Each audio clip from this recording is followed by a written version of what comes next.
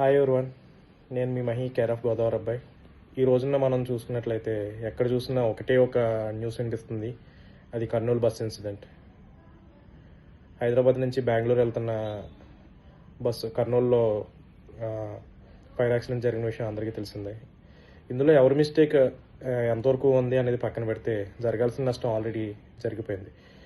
అందులో డ్రైవర్ కూడా ఇన్సిడెంట్ జరిగినప్పుడు ప్యానిక్కి పారిపోకుండా కొంచెం అందరినీ ప్యాసింజర్స్ అందరి బాధ్యత అతని మీద ఉంది కాబట్టి అతను కొంచెం ప్యాసింజర్స్ని అలర్ట్ చేసినా బాగుండేది అని చెప్పేసి నా ఫీలింగ్.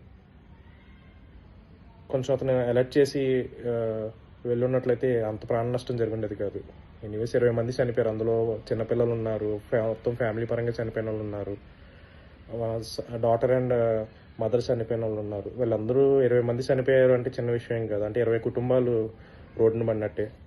ఇక మీదైనా మనం ట్రావెల్ చేయాలి అని అనుకునేటప్పుడు మనం కొన్ని సేఫ్టీ ప్రికాషన్స్ తీసుకోవాలి. అలాగే ఆ ట్రావెల్ ఆపరేటర్స్ ఎవరైతే ఉన్నారో వాళ్ళు కూడా కొన్ని సేఫ్టీ ప్రికాషన్స్, ఈ ఫైర్ ఎక్స్టింగ్విషర్స్ అని ఇవన్నీ మనకి ప్రొవైడ్ చేసినట్లయితే ఎంత ప్రాణ నష్టం జరుగుండేది కాదు. మనము అలాగే ట్రావెల్ ఆపరేటర్స్ వీళ్ళందరూ కూడా కలిసి మనకి సేఫ్టీ ప్రికాషన్ మీద ఫోకస్ చేస్తే బాగుంటుంది అనేది నా ఒపీనియన్. మీరు కూడా నాతో ఏకీభవిస్తున్నారా? అయితే నా ఛానల్ని లైక్, షేర్ అండ్ సబ్స్క్రైబ్ చేసుకోండి. Thank you.